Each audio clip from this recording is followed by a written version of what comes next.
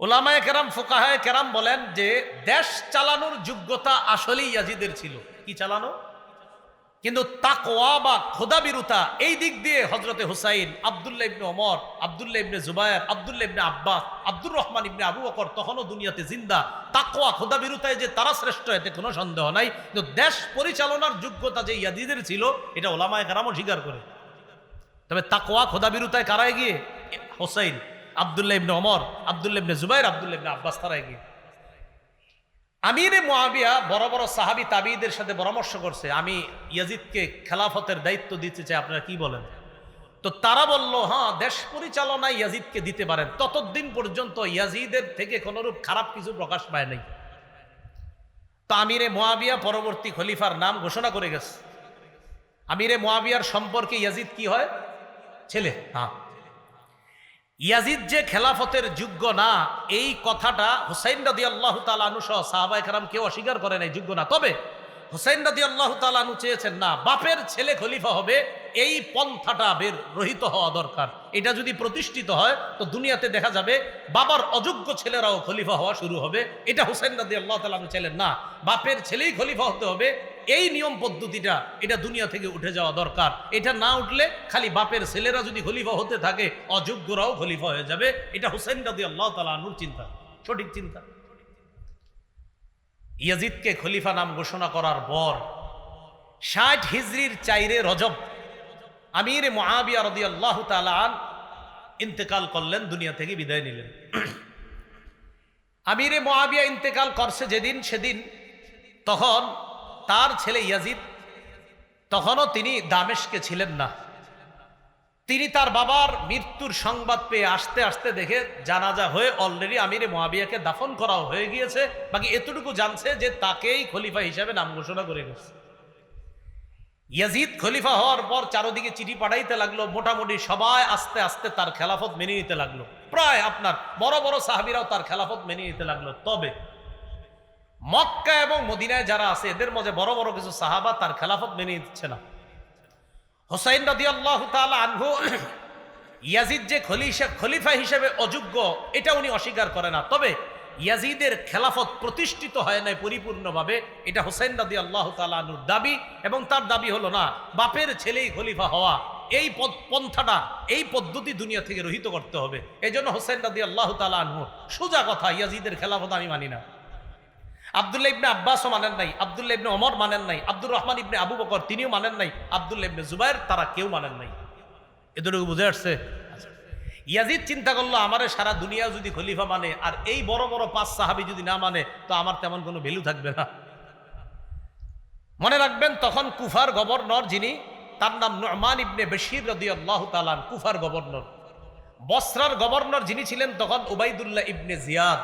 আর মদিনার গভর্নর যিনি ছিলেন তার নাম হলো ওলীদ ইবনে উতবাহ।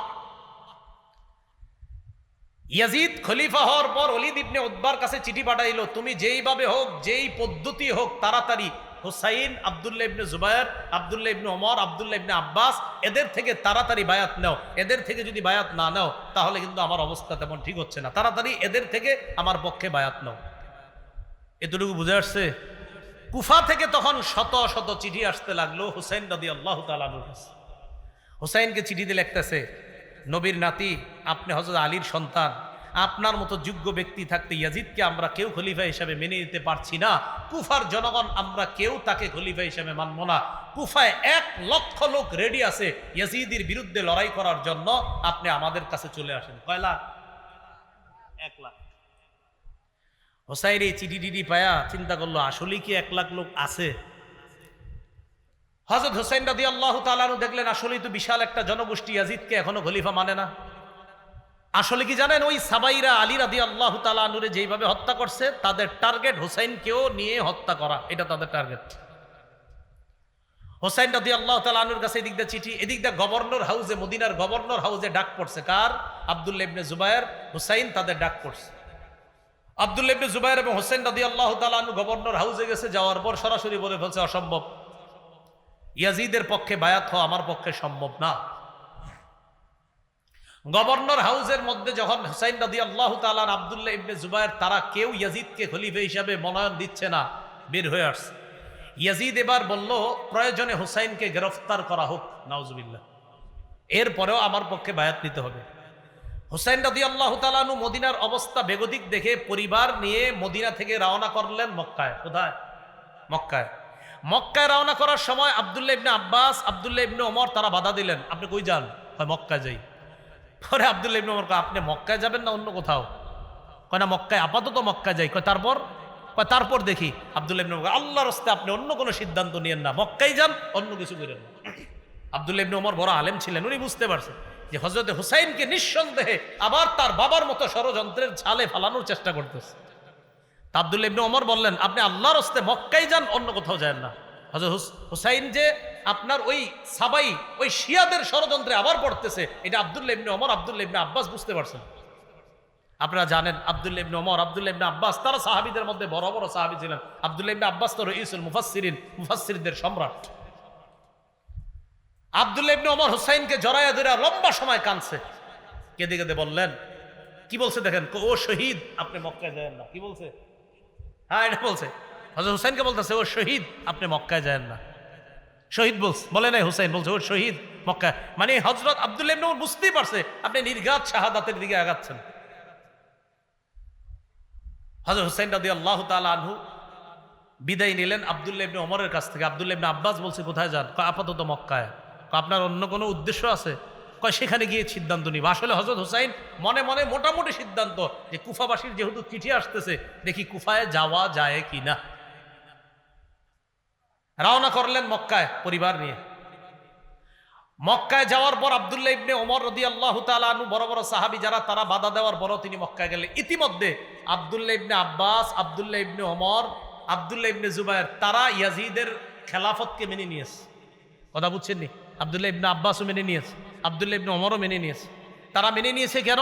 তারা বললেন, বিশাল বড় কোনো রক্তক্ষয়ী যুদ্ধের আশঙ্কা থেকে হেফাজতের জন্য আমরা ইয়াজিদের খেলাফত মেনে নিলাম। এরা খেলাফত মেনে নেওয়ার পর হুসাইন রাদিয়াল্লাহু তাআলা আনহু যখন মক্কায় গেলেন, মক্কায় আরো চিঠি আসতে থাকলো, প্রচুর চিঠি। চিঠিতে শুধু একই কথা, আপনি আসেন কুফায়। এক পর্যায়ে কুফার অবস্থা যাচাই করার জন্য হুসাইন তার চাচাতো ভাই মুসলিম ইবনে আকিলকে পাঠাইছে কুফায়। তুমি যাও, কুফার অবস্থা যাচাই করে আমারে জানাইবা। মুসলিম ইবনে আকিল কুফায় যাওয়ার আগেই, কুফার গভর্নরের নাম ছিল নোমান ইবনে বশির, মনে রাখবেন। ইয়াজিদ চিন্তা করলো, নোমান ইবনে বাশিরকে যদি কুফার গভর্নর রাখি তাহলে ওনার দ্বারা তেমন কাজ হবে না। তেমন কাজ মানে অর্থাৎ ওনার দ্বারা হযরত হুসাইনের বিরুদ্ধে তেমন কাজ নেওয়া যাবে না, কারণ উনি নরম সাহাবী। ইয়াজিদ কি করলো, বসরার গভর্নর ওবাইদুল্লাহ ইবনে জিয়াদকে কুফার গভর্নরও বানায়া দিল, মানে দুই এলাকার গভর্নর একজনে বানায়া দিল।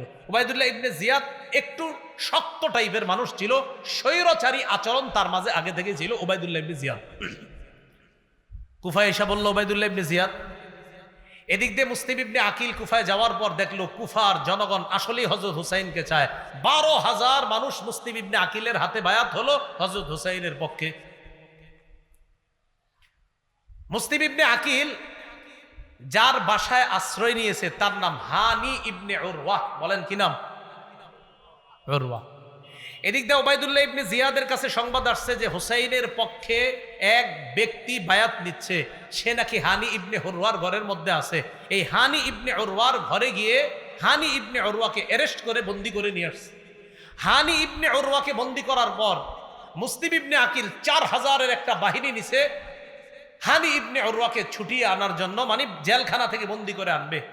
জেলখানা থেকে বন্দী করে যখন আনার জন্য গেছে, যে যাওয়ার পর 4000 ওই মানুষ যাদেরকে নিয়ে গেছে, এদের মা বোন ভাইয়েরা আইসা এদেরকে বুঝাইতে লাগলো, এই তোরা থাকিস না, এখান থেকে চল, যে যার যার মতো চল। এই কথা বইলা যখন নিয়ে গেছে, হযরত মুসলিম ইবনে আকিল পিছনে তাকায় দেখে আর আছে 60 জন। কয়জন ছিল? কয় হাজার আছে? কয়জন? একটু পরে দেখে 50 জন, একটু পরে দেখে 30 জন আছে, একটু পরে দেখে 19 ছাড়া আর কেউ নাই। এই যে জি, ইহাকেই শিয়া বলা হয়। ইহাকে কি বলা হয়? হ্যাঁ, খুব ধূর্ত। মুসলিম ইবনে আকিল একা একা রাস্তায় পথ চলতেছে, কই যাবে কি করবে কিচ্ছু বুঝতেছে না। হঠাৎ এক বাসার সামনে গিয়ে দেখে এক মুরব্বী মহিলা, তার নাম লেখছে অনেকে তোয়াওয়াহ, তোয়াওয়াহ কেউ লেখছে, আর অন্য নামও লেখছে। এই মুরব্বী মহিলা কয়, কে তুমি? তো উনি বললেন, দেখেন আমি অপরিচিত একজন, এই শহরে আমি অপরিচিত, আমি জানি না কোথায় থাকবো, আমার প্রতি একটু দয়া করবেন। আমি হযরত হোসেন রাদিয়াল্লাহু তাআলা আনহুর একজন দূত হিসেবে আসছিলাম, আমার একটু আশ্রয় দেন। তিনি তাকে ঘরে আশ্রয় দিলেন। তার ছেলে আবার বাহির থেকে আইসা জানতে পারছে আমাদের ঘরে একজন মেহমান আছে, দেখে কি আম্মা আপনার ওই চুপে চুপে ওই মেহমানকে খানা পৌঁছায়, পানি পৌঁছায়। ছেলে সন্দেহ করলো আম্মা কাকে খানা দেন। এক পর্যায়ে বলতে বাধ্য হয়েছে যে এক ব্যক্তি আমগো ঘরে আশ্রয় নিছে। গিয়ে দেখে এই সেই ব্যক্তি, তার নাম মুসলিম ইবনে আকিল, যাকে গ্রেফতারি পরোয়ানা পুরা কুফার মধ্যে চলতেছে। ওবায়দুল্লাহ ইবনে জিয়াদকে জানায়া দিল। জানায়া দেওয়ার পর মুসলিম ইবনে আকিলকে অ্যারেস্ট করছে। মুসলিম ইবনে আকিলের অ্যারেস্ট করার লম্বা হিস্ট্রি আছে, যেদিকে যাব না। গভর্নর হাউসের ছাদের উপর উঠায়া সেখান থেকে নিচে ফালায়া মুসলিম ইবনে আকিলকে হত্যা করছে। মুসলিম ইবনে আকিলকে হত্যা করার আগে আশআস নামে এক ব্যক্তিকে মুসলিম ইবনে আকিল কানে কানে বলছে, আহারে নবীর নাতি হুসাইনকে আমি চিঠি পাঠিয়ে দিছি কুফায় আসার জন্য, যদি পারেন মেহেরবানি করে আপনি তাড়াতাড়ি খবর পাঠান নবীর নাতি হুসাইন যেন কুফায় না আসে। খবর কিন্তু পাঠাই দিছে কুফায় আসতে। এবার আবার বলছে খবর পাঠাইয়া দিয়ে বলেন যেন না আসে। ইতিমধ্যে হুসাইন রাদিয়াল্লাহু তাআলা আনহু মুসলিম ইবনে আকিলের চিঠি পায়া রওনা করে ফেলছে। রওনা করার সময় পদে পদে সাহাবায়ে কেরাম বাধা দিচ্ছে, আপনি কুফায় যায়েন না, নিরাপদ মনে হচ্ছে না। কয় কুফার জনগণ তো প্রস্তুত। কয় আমরা বিশ্বাস করি না, আপনার বাবার সাথে এরা গাদ্দারি করছে, আপনার সাথে গাদ্দারি করবে বলেই আমাদের বিশ্বাস। হুসাইন রাদিয়াল্লাহু তাআলা আনহু রওনা করলেন। প্রশ্ন জাগে কেন রওনা করলেন? এর উত্তর হলো হযরত হুসাইন রাদিয়াল্লাহু তাআলা আনহুর চিন্তা হলো যে আমি যদি এই মুহূর্তে কুফায় না যাই, এটা হবে একটা হাজার হাজার মানুষ আসলেই যদি ইয়াজিদের খেলাফত মেনে না থাকে তাহলে কি করা। হযরত হুসাইন রওনা করলেন। রওনা করার পর কিছু দূর যাওয়ার পর হযরত হুসাইন রাদিয়াল্লাহু তাআলা আনহুকে অনেকে বারবার বাধা দিচ্ছে। এক পর্যায়ে আপনার ইরাকের কাছাকাছি যখন চলে গেছে, তখন হযরত হুসাইন জানতে পারলেন যে ইয়াজিদের খেলাফত ভালোভাবেই শক্তিশালী হয়ে গেছে, কুফাতেও বসরাতে সব জায়গায়। অথচ হুসাইনের কানে ছিল কি যে ইয়াজিদের খেলাফত কুফায় নরবরে অবস্থা। আসলে নরবরে না, কুফায়ও ইয়াজিদের খেলাফত শক্তভাবে কায়েম হয়েছে। রাসূলুল্লাহ সাল্লাল্লাহু আলাইহি সাল্লামের সাহাবী হুযায়ফা রাদিয়াল্লাহু তাআলা আনহুর বর্ণনা, ইবনে মাজার ৮০ নম্বর হাদিস। তিনি বলেন, কুন্না জুলুসান ইনদা নবী সাল্লাল্লাহু আলাইহি ওয়াসাল্লাম, আমরা আল্লাহ রাসূল সাল্লাল্লাহু আলাইহি সাল্লামের কাছে বসা। আর একটু কমান, মাইক একটু কমায় দেন। আমরা রাসূলুল্লাহ সাল্লাল্লাহু আলাইহি সাল্লামের কাছে বসা ছিলাম। তো নবীজির কাছে যখন বসা, নবীজি কথা বলতে বলতে এক পর্যায়ে বললেন, ইন্নী লা আদরি মা বাকাই ফীকুম, আমার জানা নাই আর কতদিন তোমাদের মাঝে আমি থাকব। ফাকতাদু বিল্লাযাইনি মিন বাদি ওয়া আশারা ইলা আবি বকর ওয়া উমর, আমি যখন না থাকব তোমরা ওই দুই ব্যক্তির অনুসরণ করো আমার পরে।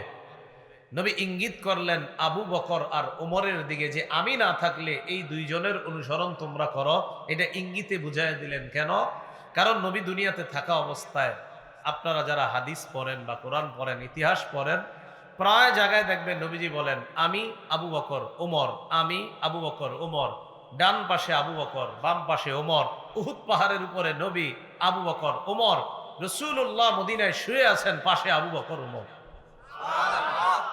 এগুলা থেকে বোঝা যায় যে আমার পরে মুসলমানদের সবচেয়ে শ্রেষ্ঠ দায়িত্বটা পাবে আবু বকর, এরপর পাবে ওমর। এটা বোঝা যায় হাদিস দ্বারা।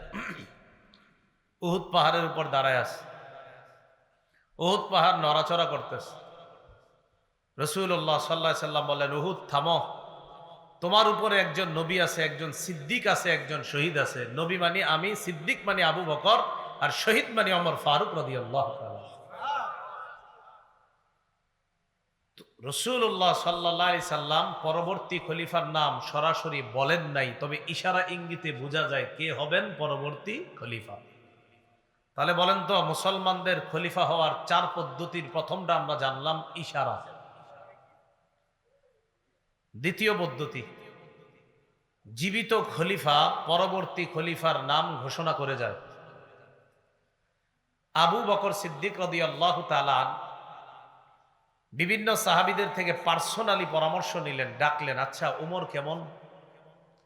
তো অনেকে বলে ওমর তো অনেক ভালো, কেউ কেউ আবার বলছে ওমর সব দিক দিয়ে ঠিক আছে কিন্তু রাগটা একটু বেশি, এরকম বলছে। আবু বকর সিদ্দিক বলেন, তোমরা যে কি বলো, আমি তো ওমরের চাইতে যোগ্য ব্যক্তি পৃথিবীতে আর কাউকে দেখছি না। আবু বকর সিদ্দিক জীবদ্দশায় পরবর্তী খলিফার নাম ঘোষণা করে গিয়েছেন যে ওমর সবচেয়ে যোগ্য ব্যক্তি। তাহলে মুসলমানদের খলিফা নির্বাচনের দ্বিতীয় পদ্ধতি পাইলাম, জীবিত ব্যক্তি পরবর্তী খলিফার নাম সরাসরি ঘোষণা করে গেছে। 3 নাম্বার পদ্ধতি, জীবিত খলিফা কয়েকজনের একটা সদস্য গঠন করে দিবেন, এটাকে বলা হয় মজলিসে শুরা। তাদেরকে দায়িত্ব দিবেন যে তোমরা পরামর্শ করে পরবর্তী খলিফা নির্বাচন করবা। ওমর ফারুক রাদিয়াল্লাহু তাআলা 6 জনের একটা শুরা সদস্য গঠন করে দিছে। এই 6 জনকে দায়িত্ব দিলেন পরবর্তী খলিফা নির্বাচন করতে। তাহলে 3 নাম্বার পদ্ধতি আমাদের কাছে স্পষ্ট, জীবিত খলিফা পরবর্তী খলিফা নির্বাচনের দায়িত্ব দিবে শুরা কমিটির উপর। 4 নাম্বার পদ্ধতি, জনগণের মধ্যে একদল অভিজ্ঞ মানুষ মুসলমানদের একজনকে খলিফা হিসাবে মেনে নিয়ে তার হাতে বায়াত হবে, তখন অন্যান্যরাও তার হাতে বায়াত হবে। এটা 4র্থ পদ্ধতি। এটাকে আবার সরাসরি অবাধে জনগণ বলা যায় না, বিশেষ জনগণ বলা যায়। এটা দ্বারা অনেকে অনেক কিছু বুঝাইতে চায়। 4র্থ পদ্ধতি দ্বারা যে জনগণ নির্বাচন করা মানে কি, এই জনগণ দ্বারা উদ্দেশ্য অবাধে জনগণ না, এই জনগণ দ্বারা উদ্দেশ্য বিশেষ জনগণ তাদের খলিফা নির্বাচন করবে, বায়াত হবে, আর অন্যান্য জনগণ আস্তে আস্তে তার হাতে বায়াত হবে। তাহলে আবু বকর সিদ্দিক খলিফা হলেন ইশারার মাধ্যমে, ওমর ফারুক রাদিয়াল্লাহু তাআলা আনহু খলিফা হলেন, আবু বকর সিদ্দিক নির্বাচন করে গেছেন। উসমান গনি রাদিয়াল্লাহু তাআলা আনহু খলিফা হলেন শুরা কমিটির মাধ্যমে। 4র্থ খলিফা আলী রাদিয়াল্লাহু তাআলা আনহু খলিফা হলেন, একদল জনগণ তাকে খলিফা হিসাবে মেনে নিয়েছে, আস্তে আস্তে মুসলমানরা তার হাতে বায়াত হয়েছে। এই হলো 4টা পদ্ধতি। কয়টা পদ্ধতি? এই 4 পদ্ধতি মাথায় রাখলে, একদম মন দিয়ে শুনবেন, মাথায় একদম এদিক সেদিক করবেন না, না হয় একদম কিছু মনে রাখবেন না। আপনারা প্রায় সময় অনেক প্রশ্নের সম্মুখীন হন, আলোচনাটা মন দিয়ে শোনেন, দেখবেন অনেক প্রশ্নের সমাধান পেয়ে যাবেন ইনশাআল্লাহ। রাসূলুল্লাহ সাল্লাল্লাহু আলাইহি সাল্লাম মদিনায় আগমন করার আগে ইহুদিদের ইবাদতখানা ছিল মদিনায়, ইহুদিদের বড় বড় আলেম ছিল মদিনায়।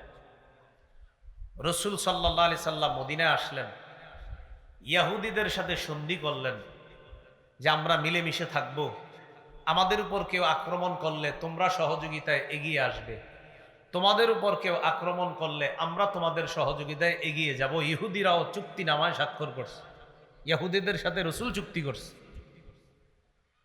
ইহুদিরা কিছুদিন পরে চুক্তি ভাঙ্গা শুরু করছে। রাসূল সাল্লাল্লাহু আলাইহি সাল্লামের জনপ্রিয়তা দেখে ইহুদিরা সহ্য করতে না পেরে চুপে চুপে মক্কার মুশরিক আর কাফেরদের সাথে আতাত করা শুরু করলো। মক্কার মুশরিকদের সাথে মিলেমিশে ইহুদিরা গোপনে প্ল্যান করলো আল্লাহ রাসূলকে হত্যা করবে। বাস্তবিক অর্থে একদিন আল্লাহ রাসূল সাল্লাল্লাহু আলাইহি সাল্লামকে ইহুদিরা দাওয়াত দিল। নবীজি কয়েকজন সাহাবী নিয়ে গেছে। যাওয়ার পর ইহুদিরা বলতেছে, ইয়া রাসূলুল্লাহ, আপনার সাথে কিছু পার্সোনাল কথা ছিল আমাদের। বলো। আপনার সাথে যে সাহাবীরা আছে তাদের সামনে বলা যাবে না। নবীজি সাহাবীদেরকে বললেন তোমরা যাও। সাহাবীদের মনে সন্দেহ লাগছে, ঘটনা কি, আমাদেরকে কেন থাকতে দিচ্ছে না ইহুদিরা? তো সাহাবীদেরকে একটু দূরে পাঠিয়ে দিয়ে রাসূলকে এক জায়গায় বসাইছে।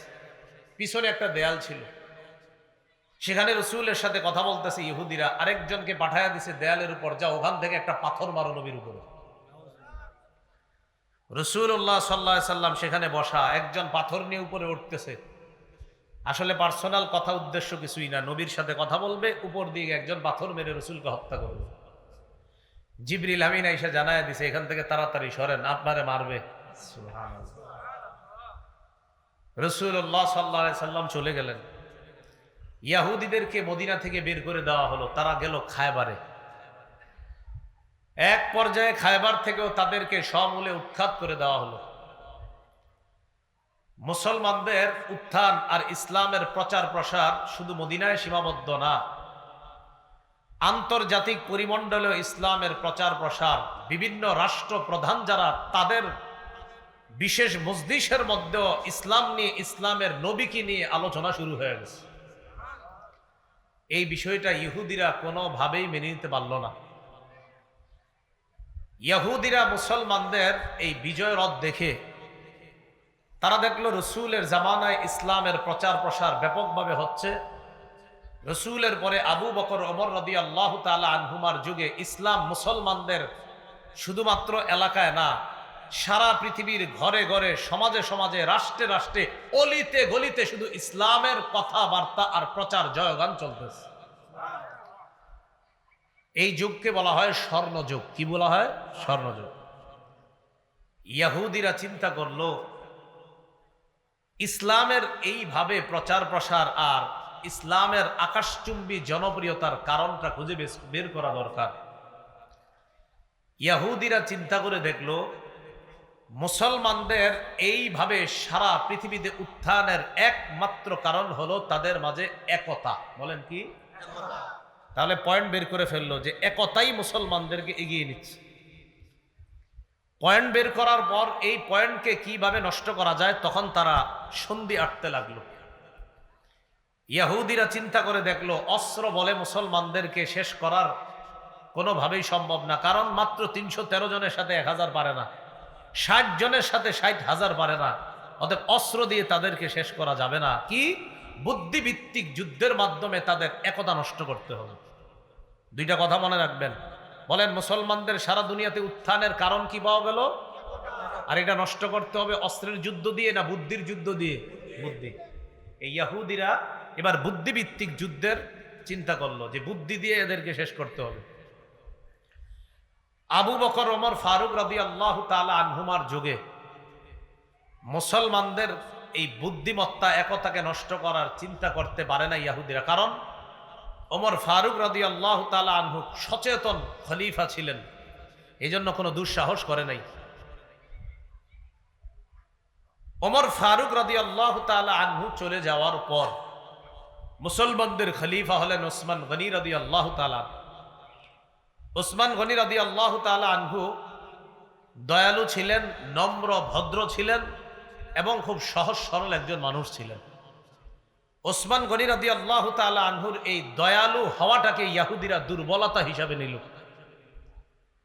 এবার 6টা দেশের নাম বলবো, মুখস্থ করবেন।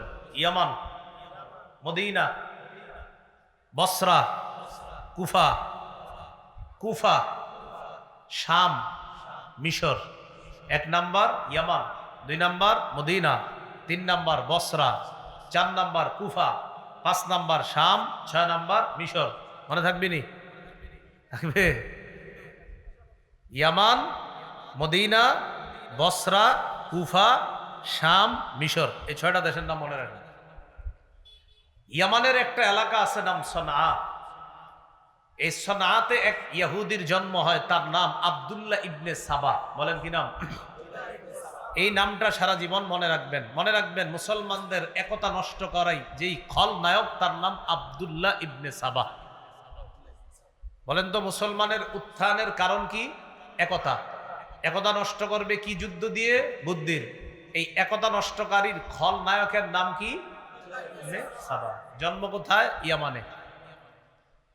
ইয়ামানের আব্দুল্লাহ ইবনে সাবা চিন্তা করলো একতা নষ্ট করা যায় কিভাবে। একতা নষ্ট করার জন্য লম্বা সময় ফিকির করছে। ফিকির করে আবু বকর ওমরের জামানায় একতা নষ্ট করার এই সিদ্ধান্তে সে যে বাস্তবায়ন করবে, এই সাহস সে দেখাইতে পারতেছে না, কারণ হযরত ওমর ফারুক খুব সচেতন। কোনোভাবে টের পাইলে ওর অবস্থা খারাপ হয়ে যাবে, এটা সে ভালো করে জানে। এই জন্য সে হযরত উসমান গনির শাসন আমলকে দুর্বলতা হিসাবে নিল, কারণ উসমান গনি খুব দয়ালু মানুষ। আব্দুল্লাহ ইবনে সাবা ইয়ামান থেকে রওনা করলো মদিনায়। মদিনায় আইসা জনগণের সামনে কালিমা পড়ে মুসলমান হইল। এই মুসলমান মানি বাস্তবিক মুসলমান না, এটা হলো তাদের সামনে একটা লেবাস ধরছে মুসলমানের। বড় দাড়ি, আল্লাহওয়ালা বুজুর্গ, সারাক্ষণ ইবাদতে কাটায় আব্দুল্লাহ ইবনে সাবা। একদিন ওসমান গনি রাদিয়াল্লাহু তাআলা আনহুকে বলল, আপনি চাইলে আমাকে মদিনার কোনো দায়িত্ব দিয়ে দিতে পারেন। ওসমান গনি রাদিয়াল্লাহু তাআলা আনহু বললেন, মদিনার দায়িত্ব তোমাকে দিব? হযরত ওসমান গনি যেহেতু একজন শাসক, উনি বুদ্ধির মাধ্যমে চিন্তা করে দেখলেন এই লোকের সিদ্ধান্ত আর এই লোকের চিন্তা চেতনা মনে হয় তেমন একটা ভালো না। ওসমান গনি বুঝতে পারছে, সরাসরি বলে দিলেন তুমি যোগ্য না কোনো দায়িত্বের। আব্দুল্লাহ ইবনে সাবা তাকে অযোগ্য বলার কারণে এবার সে কি করলো, ওসমান গনি রাদিয়াল্লাহু তাআলা আনহুর বিরুদ্ধে কিভাবে কুচ্ছা রটনা যায় এই জন্য সে কয়েকটা বিষয় অন্যান্য সহজ সরল মুসলমানদের মাঝে প্রচার করতে লাগলো। সহজ সরল মুসলমানদেরকে বুঝাইলো যে আলী রাদিয়াল্লাহু তাআলা আনহু জীবিত থাকতে হযরত উসমান কিভাবে খলিফা হয়, দেখেন কেমনে বুঝায়। তো অন্যরা কয় কিভাবে? আলী হলেন একজন হাশিমি বংশের লোক, নবীজির মেয়ের জামাতা, হযরত আলীর জ্ঞান বুদ্ধিও সবচেয়ে বেশি, উনি থাকতে উমাইয়া বংশের উসমান কিভাবে খলিফা হয়? তো সহজ সরল মুসলমানদের অনেকে কয় ঠিকই তো। তো মোটামুটি ভাবে হযরত উসমানের বিরুদ্ধে একদল মুসলমান তৈরি করে ফেলছে সে। এটা কিন্তু আমাদের মাঝে আছে, দেখবেন যদি আপনার এই আমাদের দেশেও আছে এরকম। যেমন বর্তমান যে খতিব আপনাদের মসজিদের, এই বেচারা আছে 20 বছর ধইরা, ঘটনা চক্রে আরেকজন এই মসজিদে আপনারা ঢুকাইবেন, এখন নতুন করে ওনার কোনো দোষ নাই, কি কোয়া যায় করে আমগো এলাকার এত বড় হুজুর থাকতে হেরে কিল্লে জ্ঞানে রাখেন, এরকম একটা দুর্বলতা। আলী রাদিয়াল্লাহু তাআলা আনহু যোগ্য অনেক বড় আলেম, কোনো সন্দেহ নাই। হযরত আলী রাসূলের মেয়ের জামাতা, কোনো সন্দেহ নাই। হযরত আলী রাদিয়াল্লাহু তাআলা হাশিমি বংশের অনেক বড় যোগ্যতার অধিকারী, কোনো সন্দেহ নাই। কিন্তু কথাটা কেমনি কইছে দেখেন, আলী থাকতে উসমান কিভাবে খলিফা হয়? তো অনেকে এই টোপটা গিলছে, হ্যাঁ ঠিকই তো, কিভাবে হয়? হযরত আলী রাদিয়াল্লাহু তাআলা আনহুর ব্যাপারে এইগুলা বলা বলে শুরু করছে। আলীর কানে কিন্তু এগুলা যায় নাই, কারণ হযরত আলীর কানে যদি এগুলা যাইতো তো ওরে সহায়তা করত। হযরত উসমান গনি তার দূরদর্শিতা বুঝতে পেরে তাকে মদিনা থেকে বের করে দিছে। আসছে কোত্থেকে? এখন আছে কোথায়? মদিনায়। মদিনা থেকে বের করে দেওয়ার পর গেল বসরায়। হাসান বসরি রহমতুল্লাহ নাম শোনেন নাই? এই বসরা। বসরায় যাওয়ার পর হযরত উসমান রাদিয়াল্লাহু তাআলা আনহুর বিরুদ্ধে বসরায় কথা বলা শুরু করলো। বসরার গভর্নর যিনি ছিলেন তিনি বুঝতে পারলেন, বুঝতে পেরে আব্দুল্লাহ ইবনে সাবাকে বসরা থেকে বের করে দিল। বসরা থেকে বের করে দেওয়ার পর সে গেল কুফায়। কুফায় যাওয়ার পর হযরত উসমানের বিরুদ্ধে আগে থেকে কিছু লোক ছিল সেখানে। আব্দুল্লাহ ইবনে সাবা এটারে কাজে লাগাইল। উসমানের বিরুদ্ধে যে লোকগুলা তাদেরকে গিয়ে বলতে লাগলো যে হযরত উসমান বাইতুল মাল থেকে রাষ্ট্রীয় সম্পদ আত্মসাৎ করে আত্মীয় স্বজনদের মাঝে বন্টন করে স্বজন প্রীতির পরিচয় দিয়েছে, বলেন নাউজুবিল্লাহ। ওসমান রাদিয়াল্লাহু তাআলা আনহুর বিরুদ্ধে এই কথাগুলা রটায় দিতে লাগলো। কুফার গভর্নর এই কথা বুঝতে পেরে তাকে কুফা থেকে বের করে দিল। কুফা থেকে বের করে দেওয়ার পর এই লোক গেল শামে। শামের গভর্নর যিনি ছিলেন তখন আমিরে মুআবিয়া রাদিয়াল্লাহু তাআলা। মনে রাখবেন, সারা পৃথিবীতে যারা তীক্ষ্ণ বুদ্ধির অধিকারী শাসক ছিলেন তাদের মাঝে একজন ছিলেন মুআবিয়া রাদিয়াল্লাহু তাআলা। আমিরে মুআবিয়া রাদিয়াল্লাহু তাআলা আনহুর বুদ্ধিমত্তার কারণে ভয়ে সাহসও করে না আব্দুল্লাহ ইবনে সাবা যে কিছু বলবে।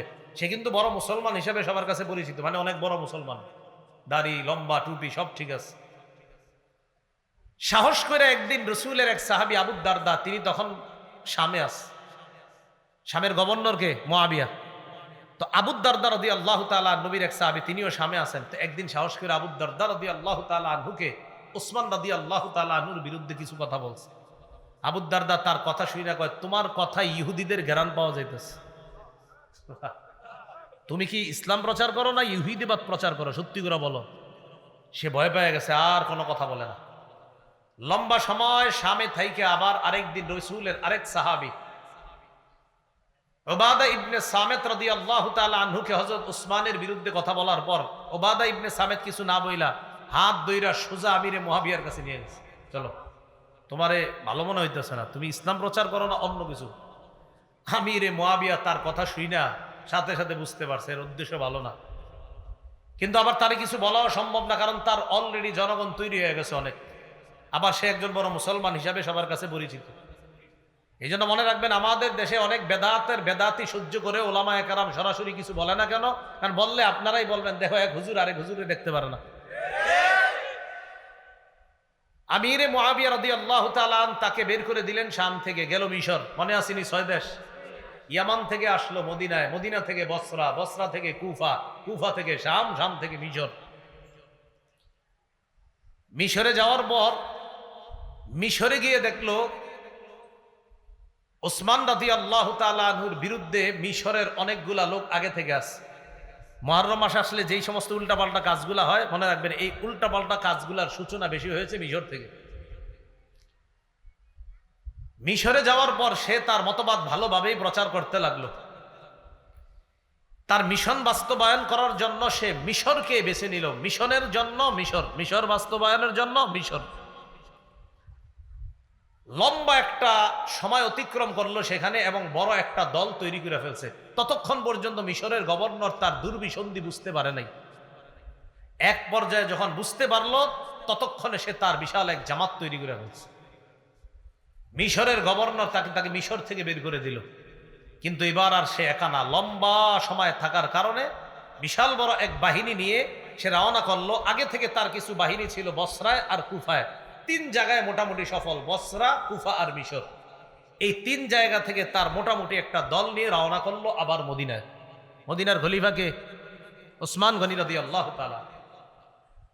মদিনায় না ঢুইকা মদিনার আশেপাশেই প্রচার চালাইতে লাগলো। হযরত ওসমানের বিরুদ্ধে কয়েকটা কথা বলতে লাগলো। মনে রাখবেন, 1, ওসমান স্বজন প্রীতি করে, আওয়াজ দিয়ে বলেন নাউজুবিল্লাহ। 2 নাম্বার, হযরত ওসমান কম বয়সী সাহাবীদেরকে অথবা কম বয়সী যুবকদেরকে বিভিন্ন এলাকার গভর্নর বানায় দিছে। এটা ওসমানের বিরুদ্ধে হুদাই মানে একটা কথা বইলা তো বলতে হবে। 2 অভিযোগ। 3 নম্বর অভিযোগ, ওসমান মারওয়ান ইবনে হাকামকে মক্কায় ঢোকার অনুমতি দিছে। 4 নম্বর অভিযোগ, আব্দুল্লাহ ইবনে সাদ যিনি আফ্রিকার বিজেতা, এই আব্দুল্লাহ ইবনে সাদকে হযরত ওসমান অনেক পুরস্কার দিয়েছে, এটা ঠিক করে নাই। এইগুলা বইলা তার দলে অনেক লোক তৈরি করে ফেলছে। ওসমান গনি রাদিয়াল্লাহু তাআলা তার ব্যাপারে শুইনা যে এই লোক তো আবার ঝামেলা শুরু করছে, এবার ওসমান গনি তাকে ডাকলো। সে তার দল বল নিয়ে ওসমান গনি রাদিয়াল্লাহু তাআলা আনহুর কাছে আসছে। আসার পর এই বারবার উপরের দিকে এই যে এগুলা তোমরা বারবার উপরের দিকে মারবা না, সমস্যা হচ্ছে। ওসমান গনি রাদিয়াল্লাহু তাআলা তাদেরকে জিজ্ঞাসা করলেন, আচ্ছা তোমাদের সমস্যা কোথায়? তো এবার বলতে লাগলো 4টা সমস্যা। 1 নাম্বার, আপনি বাইতুল মাল, রাষ্ট্রীয় সম্পদ আপনার আত্মীয় স্বজনদেরকে দিয়ে আপনি স্বজন প্রীতি করলেন। ওসমান গনি রাদিয়াল্লাহু তাআলা আনহু জবাব দিলেন যে দেখো, আল্লাহ আমারে এত সম্পদ দান করছে, আমি এ পর্যন্ত খলিফা হিসাবেও রাষ্ট্রীয় কোষাগার থেকে 1টা টাকাও ভাতা গ্রহণ করি নাই। উল্টা আমার আত্মীয় স্বজনদেরকে দেওয়া দূরের কথা, আমি আমার বেতনটা পর্যন্ত আজও পর্যন্ত রাষ্ট্রীয় কোষাগার থেকে নিই। আমি যা দান করি সব আল্লাহ প্রদত্ত নেয়ামত, আল্লাহ আমার সম্পদ দিছে, আমার সম্পদ থেকে আমি দান করি। 2 নম্বর অভিযোগ, আপনি যুবক কম বয়সী সাহাবীদেরকে, কম বয়সী যুবকদেরকে গভর্নর বানাইছেন। কম বয়সীরা যদি যোগ্য হয় তাদেরকে দায়িত্ব দেওয়ার ইতিহাস তো নবীর যুগে আছে। সুবহানাল্লাহ। কোথায় আছে? আব্দুল্লাহ ইবনে সাবা আর কি জানবো? ওসমান গনি বললেন, রসুলের নাতি উসামা ইবনে যায়েদ রাদিয়াল্লাহু তাআলা, কি নাম? উসামা। এই উসামার বয়স যখন 17, উসামাকে আমির বানায়া বয়স্ক সাহাবীদেরকে তার নেতৃত্বে আল্লাহ রসুল বিভিন্ন যুদ্ধে পাঠানোর ইতিহাস আছে। তাহলে এরকম কম বয়সী একজন সাহাবীকে রসুল আমির বানায়া বয়স্ক সাহাবীদেরকে তার দলে দিয়েছেন। এখান থেকেই বোঝা যায় যে কম বয়সী ব্যক্তি যদি যোগ্য হয়, তার যোগ্যতার তার আসনে তাকে বসানোটা এটা অন্যায় না। আর অভিযোগ থাকলে বলো। 3 নম্বর অভিযোগ, মারওয়ান ইবনুল হাকামকে আপনি মক্কায় ঢোকার অনুমতি কেন দিয়েছেন? রসুল সাল্লাল্লাহু আলাইহি সাল্লামের সাহাবী ওসমান গনি বললেন, মারওয়ান ইবনুল হাকাম একজন মুসলমান, আর মুসলমানকে মক্কায় ঢোকার অনুমতি রসুল দিয়েছেন, এখানে আমি বাধা দেওয়ার কে? এই জন্য এটা কোনো অভিযোগই না। 4 নাম্বার, আফ্রিকা বিজয় করেছে যে তাকে আপনি এত পুরস্কার দেওয়া ঠিক করেন নাই। আচ্ছা, পুরস্কার বেশি দেওয়া হয়ে গেছে? হ্যাঁ, আচ্ছা ঠিক আছে, পুরস্কার ছিনায় আনলাম, অন্তত তুমি তারপরও বিশৃঙ্খলা করো না। ওসমান গনি রাদিয়াল্লাহু তাআলা উনি ফিতনা পছন্দ করতেন না, উনি ঝগড়া পছন্দ করতেন না। উনি বললেন ঠিক আছে, পুরস্কার ফিরিয়ে আনলাম, তারপরও তুমি বিশৃঙ্খলা করো না। আব্দুল্লাহ ইবনে সাদ, আব্দুল্লাহ ইবনে সাবা, ওই মুনাফিক ইয়াহুদি, সে চিন্তা করলো ঘটনা কি, এরে যা কই সবই দি মানে। এটা তো তেমন কিছু করা যায় না। সে আবার তার দলবল নিয়ে চলে গেল মদিনার বাহিরে 3 মঞ্জিল দূরে। আলী রাদিয়াল্লাহু তাআলা আন, তলহা এবং জুবায়ের, 3 জন প্রবীণ সাহাবী তাদের কাছে গেল আব্দুল্লাহ ইবনে সাবা। যাওয়ার পরে তাদেরকে বলল, আপনারা থাকতে ওসমান গনি খলিফা হয় কেমনে? আলী রাদিয়াল্লাহু তাআলা সরাসরি বললেন, তোমার মতলব ভালো মনে হচ্ছে না। সে দেখলো না আলী তলহা জুবায়ের তাদের কাছে বেশি চান্স পাওয়া যাবে না। এবার নতুন ষড়যন্ত্র করলো। খুব মন দিয়ে শোনেন। নিজে একটা চিঠি লিখলো আব্দুল্লাহ ইবনে সাবা। এই চিঠির মধ্যে লেখা, মিশরীরা মিশরে যাওয়ার পর তাদেরকে হত্যা করবা। আমিরুল মুমিনিনের পক্ষ থেকে নির্দেশ। আমিরুল মুমিনিন কে? ওসমান। ওসমানের লেখা চিঠিটা না আব্দুল্লাহ ইবনে সাবার লেখা? আব্দুল্লাহ ইবনে সাবা নিজে থেকে একটা চিঠি বানাইছে, বানায় এটা লেখছে। লেখা এবার মিশরীদেরকে দেখাইছে, কয় দেখো তার সাথে কয় দেশের লোক আছে? 3 দেশ, মিশর, বসরা, কুফা। তো মিশরীদেরকে দেখাইছে, দেখো তোমরা মিশরে যাওয়ার পর তোমাদেরকে যেন হত্যা করা হয় এই নির্দেশনা দিয়েছে ওসমান। এই চিঠি দেখাইতে গেছে আলী রাদিয়াল্লাহু তাআলা। হযরত আলী রাদিয়াল্লাহু তাআলা বুদ্ধিমান সাহাবী ছিলেন, বিচক্ষণ সাহাবী। হযরত আলী চিঠি দেখেই বুঝতে পারছে এটা বানানো চিঠি। আর চিঠি দেখার পরে কয়, আচ্ছা ওসমান গনি লেখছে এটা না? হ্যাঁ। কয় ঠিক আছে, তোমরা যাও। মিশরীদেরকে আলাদা করে কুফা আর বসরার যারা, তাদেরকে বলল, আচ্ছা মিশরীদেরকে হত্যা করার নির্দেশনা দিয়েছে ওসমান, এটা কি তোমরা জানো? কুফার আর বসরার হেরা কয়, হ্যাঁ আমরা জানি। হযরত আলী কয়, তোমরা কেমনে জানলা এটা? এটা কিভাবে জানলা তোমরা? এখন সবাই চুপ। আসলে তো আমরা কেমনে জানলাম, আমগরে তো এখন কেউ বলে নাই। হ্যাঁ, আলী বললেন যে মিশরীদেরকে ওসমান গনি হত্যা করতে বলছে, একটা নির্দেশনা আছে জানো? তো ঠাস করে সবাই বল, হ্যাঁ জানি। আলী কই, কেমনে জানলা? হযরত আলী বললেন, এর মানে তোমাদের এই 3 গ্রুপেরই প্ল্যান করা একটা চিঠি এটা। তো চিঠিতেও তেমন কোনো কাজ হইল না। আব্দুল্লাহ ইবনে সাবা ইতিমধ্যে তার জনগণ আরো বাড়াইতেছে। হযরত আলী রাদিয়াল্লাহু তাআলা আনহু বুঝতে পারছে অবস্থা বেশি ভালো না। ইতিমধ্যে জিলহজ মাস এসে গেছে। কোন মাস? 35 হিজরির জিলহজ মাস। মদিনার বড় বড় সাহাবায়ে কেরামরা হজ করার জন্য চলে গেলেন মক্কায়। আম্মাজান আয়েশা সিদ্দিকা রাদিয়াল্লাহু তাআলা আনহা তিনিও মক্কায় গেলেন। এদিক দিয়ে মদিনা খালি, অর্থাৎ মদিনায় বড় বড় সাহাবায়ে কেরাম নাই। এই সুযোগটাকে কাজে লাগাইলো আব্দুল্লাহ ইবনে সাবা। হ্যাঁ, আলী রাদিয়াল্লাহু তাআলা, তলহা, জুবায়ের রাদিয়াল্লাহু তাআলা আনহুম তারা ছিলেন তখনও মদিনায়। হযরত আলী অবস্থা বেগতিক দেখে চিন্তা করলেন, এই লোক আমারই নিয়ে ষড়যন্ত্র করবে। হযরত আলী তার সন্তানদেরকে, হাসান, হুসাইন, তাদেরকে দায়িত্ব দিলেন একটা। কি দায়িত্ব? আব্দুল্লাহ ইবনে সাবা তার দলবল নিয়ে একদিন জুমার নামাজের সময় হযরত উসমানের বিরুদ্ধে মসজিদে বিদ্রোহ করে বসছে। নাউজুবিল্লাহ। বিশাল বড় একটা জামাত বিদ্রোহ করার কারণে হযরত উসমান ভেঙে বললেন। ওসমান গনি তার হাউসে ঢুকলেন। তার ঘরে ঢুকার পর এই বিদ্রোহী বাহিনী চারদিক থেকে নির্বাসা 22 দিন পর্যন্ত ঘেরাও করে রাখছে। কেউ লিখেছেন 40 দিন। খানা দেয় না, পানি দেয় না। যে উসমান গনির টাকা দিয়ে ক্রয় করা কূপ থেকে পানি মুসলমানরা খায় প্রতিনিয়ত, সেই কূপ থেকেও এক ফোঁটা পানির ব্যবস্থা উসমানের জন্য হয় না। আলী রাদিয়াল্লাহু তাআলা আনহু এই অবস্থা দেখা যুবক সাহাবীদেরকে উসমান গনির বাসা পাহারাদারি করার জন্য পাঠায়া দিলেন। এই যুবকদের মাঝে তার 2 কলিজার টুকরা হাসান, হুসাইনকেও পাঠাইছেন। আলী চলে গেলেন মদিনা থেকে বাহিরে। যুবক সাহাবীরা প্রধান ফটক পাহারা দিতেছে। 35 হিজরির 18ই জিলহজটা সারা জীবন মনে রাখবেন। বলেন, 35 হিজরির, কেউ 17ই জিলহজও লেখছে, 17 বা 18 জিলহজ শুক্রবার। এই 35 হিজরির 17ই বা 18ই জিলহজ ওসমান গনি যে বাসায় থাকতেন, ওই বাসার পিছনের সাইড দিয়ে দেয়ালের উপরের ভাগ ভাইয়া বিদ্রোহীরা ঘরে প্রবেশ করছে। সামনে দিয়ে কেন আসতে পারতেছে না? সামনে যুবক সাহাবীরা পাহারা দিচ্ছে। ঘরে প্রবেশ করার পর হযরত উসমান গনি তখন সূরা বাকারা তেলাওয়াত করতেছে। সূরা বাকারার 137 নম্বর আয়াত পড়তেছিলেন। ওই মুহূর্তে একজন পাপিষ্ঠ পিছন দিক থেকে হযরত উসমানের কল্লা বরাবর আঘাত করছে। হযরত উসমানের দেহ থেকে কল্লাটা আলাদা হয়ে রক্ত পড়ে সূরা বাকারার 137 নম্বর আয়াতের উপর রক্তের ছিটা পড়ছে। ওই আয়াতটা হলো ফাসায়াকফিকাহুমুল্লাহ, তাদের বিরুদ্ধে আল্লাহ যথেষ্ট। এই আয়াতের অর্থ, উসমান গনি কোরআন তেলাওয়াতরত অবস্থায় শহীদ হয়ে গেলেন। তার বিবি নায়লা আক্রমণ ঠেকাইতে গিয়েছিলেন, হাতের আঙ্গুলগুলো এবং কবজি সহ হাত থেকে আলাদা হয়ে গেছে। হযরত ওসমান গনিকে শহীদ করে দেওয়ার পর এই জায়গাটা মনে রাখবেন, 35 হিজরির 18ই জিলহজ মুসলমানদের একতা নষ্ট হয়ে গেল, আজও পর্যন্ত সেই একতা ফিরে আসেনি। মনে আসেনি মুসলমানদের উত্থানের কারণ কি? একতা। একতা নষ্ট করবে কি দিয়ে? বুদ্ধি দিয়ে। এই নষ্ট করে ফেললো। হযরত ওসমান গনি শহীদ হয়ে যাওয়ার পর মুহূর্তের মধ্যে ছড়ায় গেল ওসমান গনি শহীদ হয়ে গেছে। আলোচনা শুরু হয়ে গেল পরবর্তী খলিফা কে হবেন। বিদ্রোহীরা চিন্তা করলো, আব্দুল্লাহ ইবনে সাবা সহ বিদ্রোহীরা চিন্তা করলো যে পরবর্তী খলিফা যদি নগদ কেউ হয়ে যায়, আর এই খলিফা প্রথমেই কি করবে? ওসমান হত্যার বিচার করবে। বিচার করলেই তো আমরা মারা পড়ব।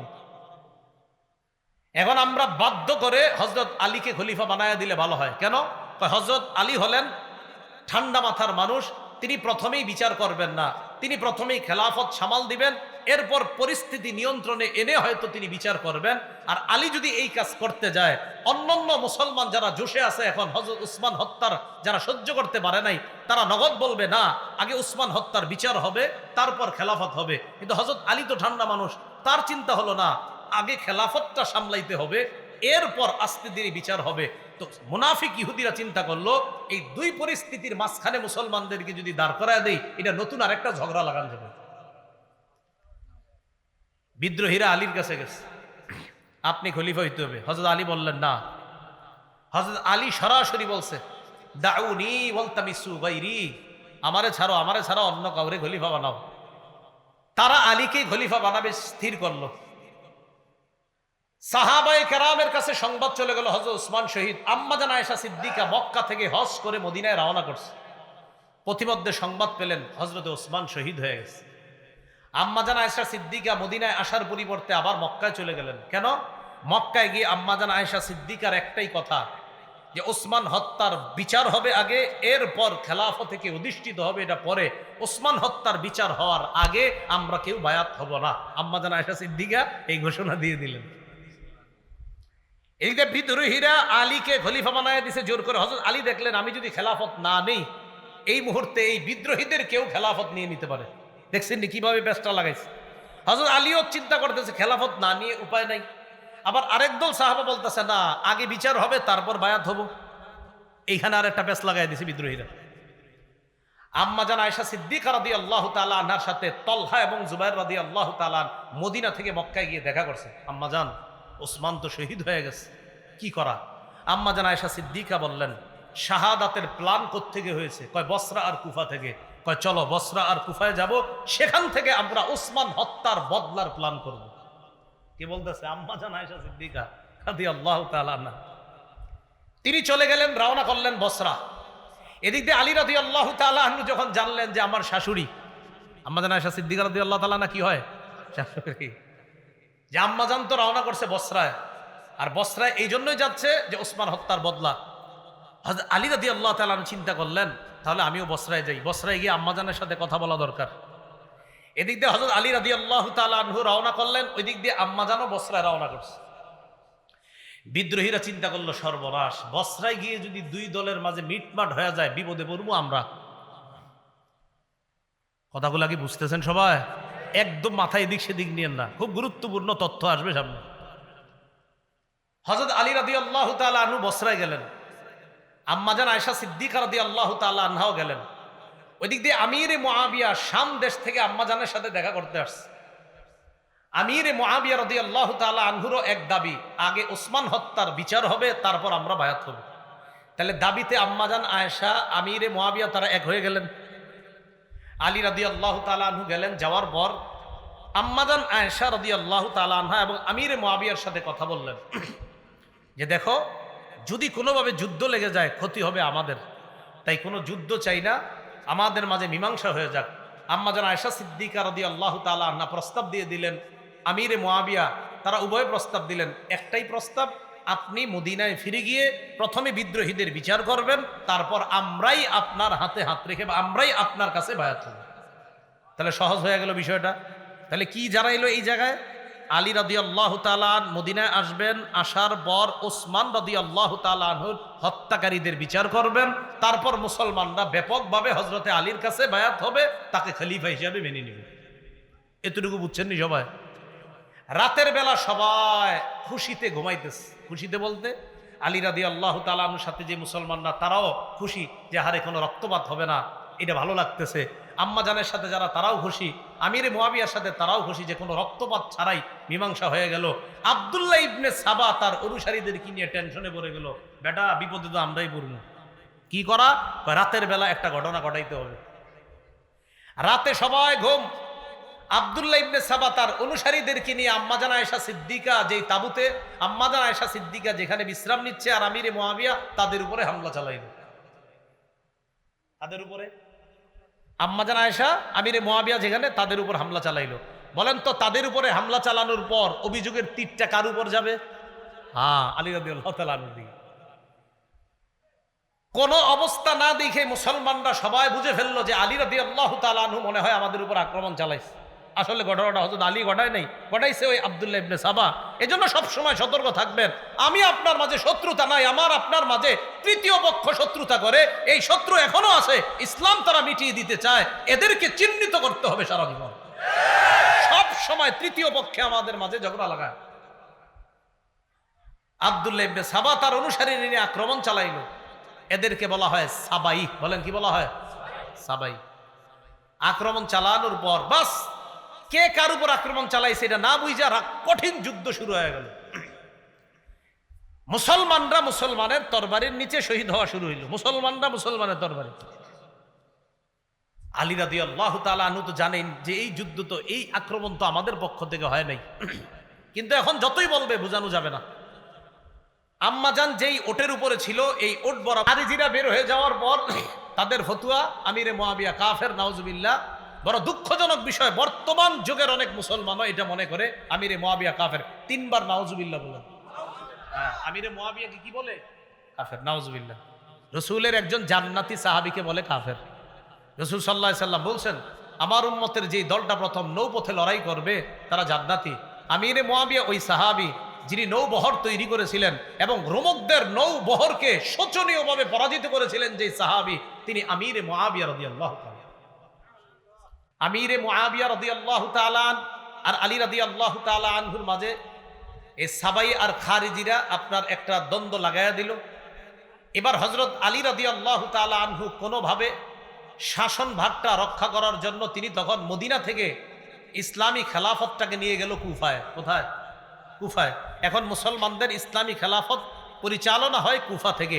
এই যে মদিনা থেকে ইসলামী খেলাফত বের হলো, আর অদ্যাবধি পর্যন্ত ইসলামী খেলাফত আর মদিনায় আসেনি। ইসলামী খেলাফত কুফায় নিয়ে যাওয়ার পর হযরত আলী রাদিয়াল্লাহু তাআলা আনহুরে যারা মহাব্বত বলে দাবি করে, তখন এই তারা দেখলো যে হযরত আলী ঠান্ডা মাথায় আস্তে ধীরে পরিস্থিতি সামাল দেওয়ার জন্য চেষ্টা করতেছে। এই পরিস্থিতি সামাল দেওয়ার চেষ্টাটাকে তারা ভালোভাবে নেয় নাই। এক দল তারা কি করলো, খারিজিরা হযরত আলীর বিরুদ্ধেই লড়াই করার জন্য তৈরি। নাউজুবিল্লাহ। হযরত আলীর মহাব্বতের লোকেরা আলীর বিরুদ্ধে যুদ্ধ করবে। যুদ্ধ হলো, যুদ্ধে খারিজিরা শোচনীয়ভাবে পরাজয় বরণ করলো। খারিজিরা পরাজয় বরণ করার পর খারিজিদের কয়েকজন সন্ধি করলো, এক রাতেই আলী, মুয়াবিয়া আর আমর ইবনুল আসকে তারা হত্যা করবে।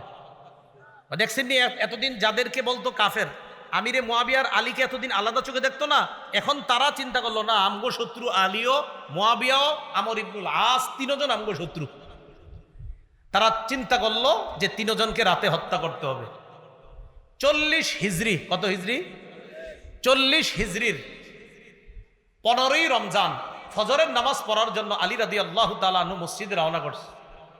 আব্দুর রহমান ইবনে মুলজিম খারিজি নামে এক ব্যক্তি হযরত আলীকে অন্ধকারে পিছন থেকে তরবারির আঘাত করছে।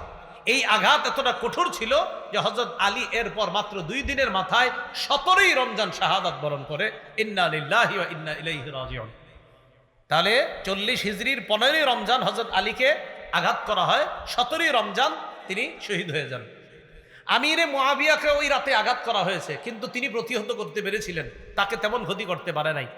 আমর ইবনুল আস ঘটনাচক্রে ওই রাতে নামাজে না বের হয়ে আরেকজনকে পাঠাইছিলেন। আরেকজনকে পাঠানোর কারণে ওই ব্যক্তি অন্ধকারে মনে করছে এটাই মনে হয় আমর ইবনুল আস, এরে মারছে। তখন আমর ইবনুল আসের পরিবর্তে ওই ব্যক্তি নিহত হয়ে গেছে, শহীদ হয়ে গেছে। তাহলে এক রাতে 3 জনের উপর হামলা চালানো হয়েছে। কেউ বলেন ভিন্ন রাতেই হামলা চালাইছে, হামলায় 2 জন শহীদ। এর মধ্যে হযরত আলী শহীদ হলেন, আমিরে মুয়াবিয়াকে হামলা চালানো হয়েছে, তিনি শহীদ হননি।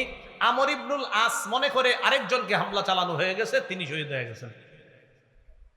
হযরত আলী শহীদ হয়ে যাওয়ার পর খেলাফতের দায়িত্ব ভার আসে হযরত হাসান রাদিয়াল্লাহু তাআলা আনহুর কাছে। হযরত আলীর ছেলে হাসান রাদিয়াল্লাহু তাআলা।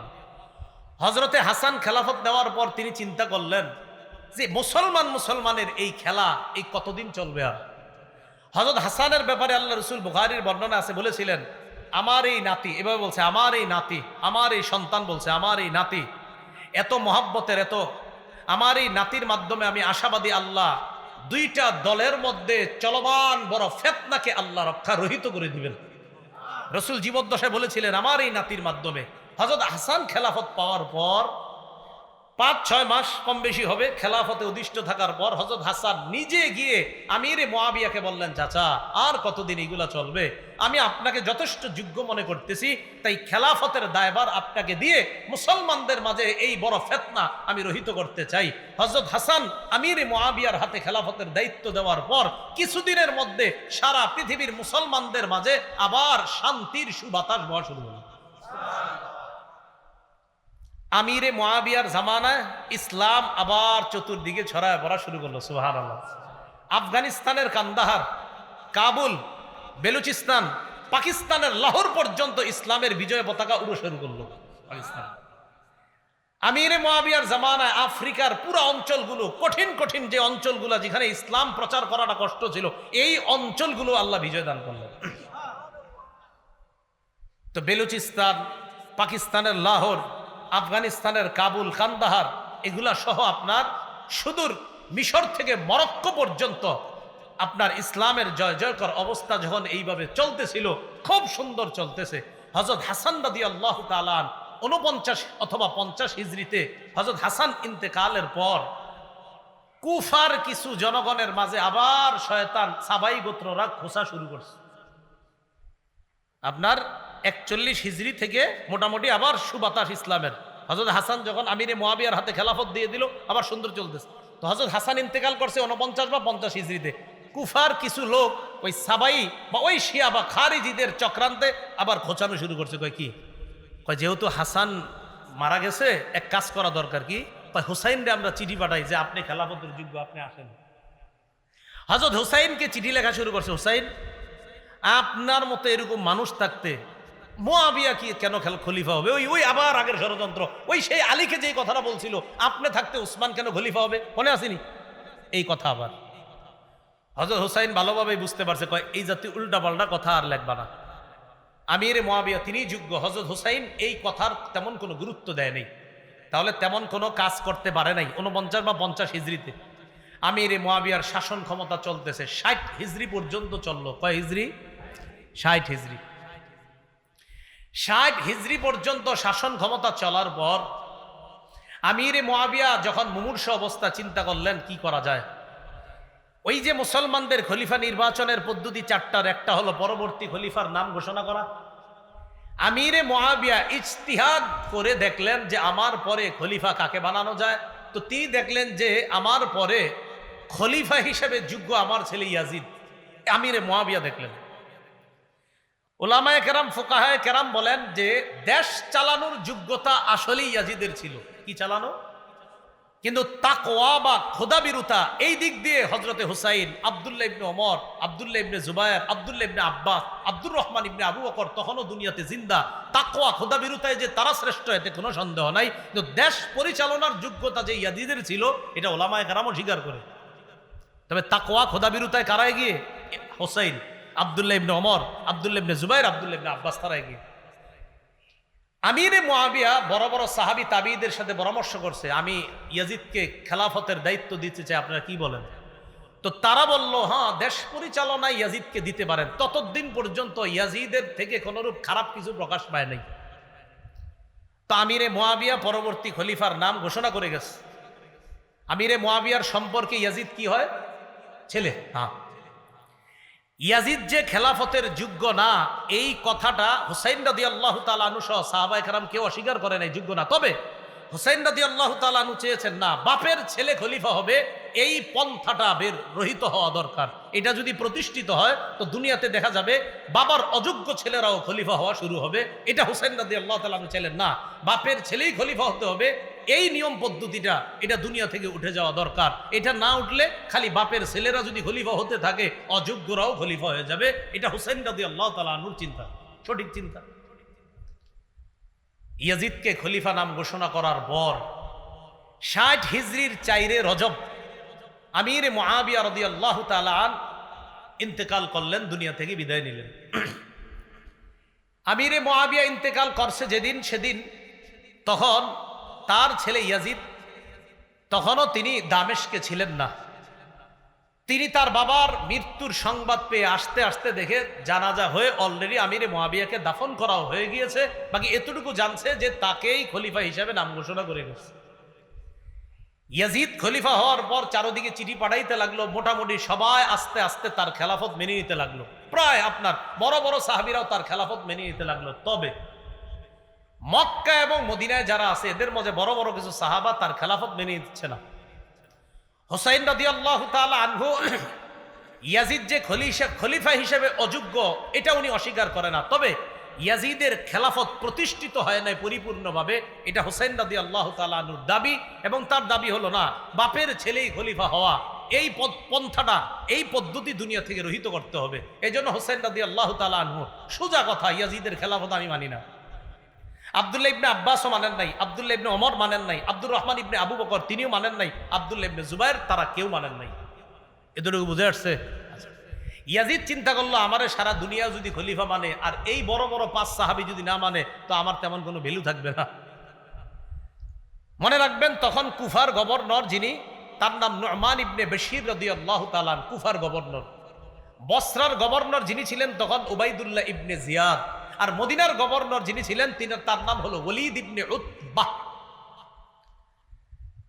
ইয়াজিদ খলিফা হওয়ার পর ওয়ালিদ ইবনে উতবার কাছে চিঠি পাঠাইলো, তুমি যেইভাবে হোক, যেই পদ্ধতি হোক, তাড়াতাড়ি হুসাইন, আব্দুল্লাহ ইবনে জুবায়ের, আব্দুল্লাহ ইবনে ওমর, আব্দুল্লাহ ইবনে আব্বাস এদের থেকে তাড়াতাড়ি বায়াত নাও। এদের থেকে যদি বায়াত না নাও তাহলে কিন্তু আমার অবস্থা তেমন ঠিক হচ্ছে না। তাড়াতাড়ি এদের থেকে আমার পক্ষে বায়াত নাও।